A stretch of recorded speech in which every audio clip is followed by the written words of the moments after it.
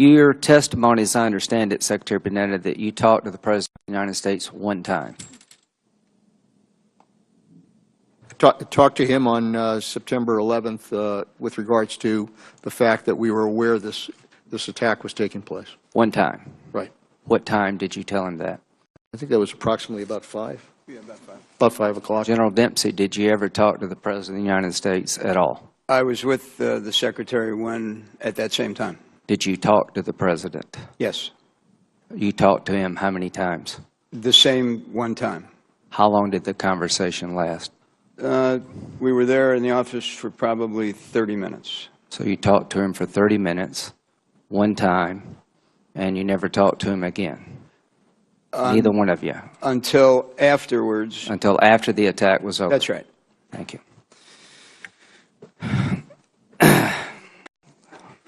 Were there any AC-130 gunships within 1,000 miles of Benghazi, Libya? No, sir.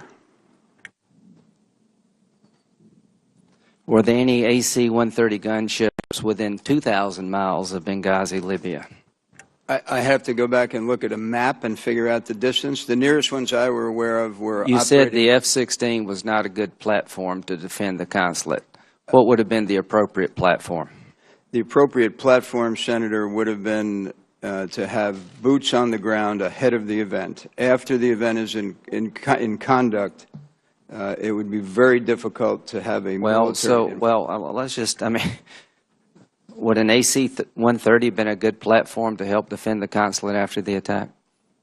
If we had the adequate understanding of what was on the ground so that we weren't killing innocent... Is there a saying in the military, when you go into harm's way, we've got your back? Of course, yes, sir. Don't you think that saying has been undermined here? That how can people in the military, the Foreign Service, believe we've got their back when after over 7... One, did you know how long the attack was going to last, Secretary Panetta? No idea. Well, it could have lasted for 2 days. Now, my question is, was one airplane anywhere in the world deployed in the aid of the consulate? Did anybody launch an airplane?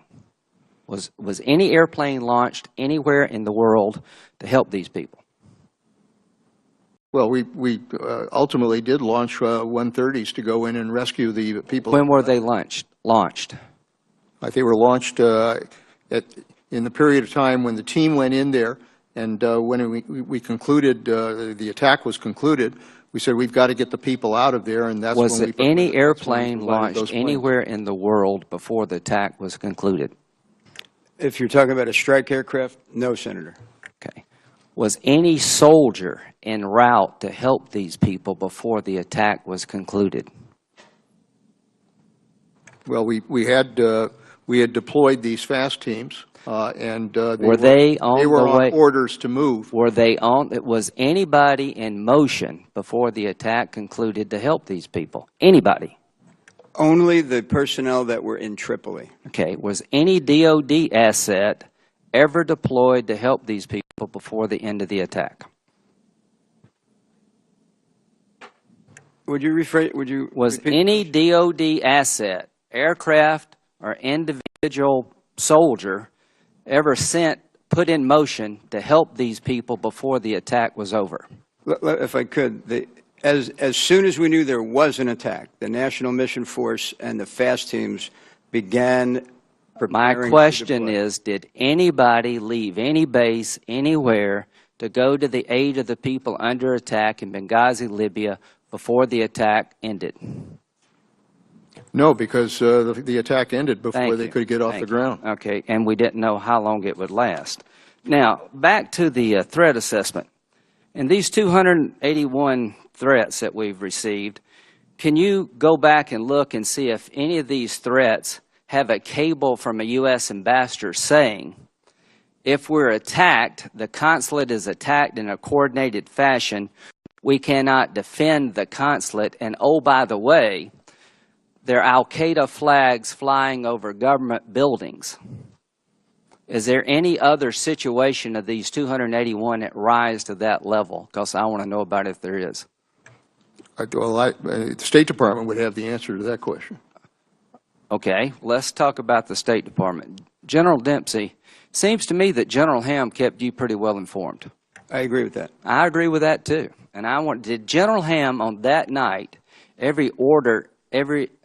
suggest that a military asset, did he order a military asset in motion and someone told him to stand down?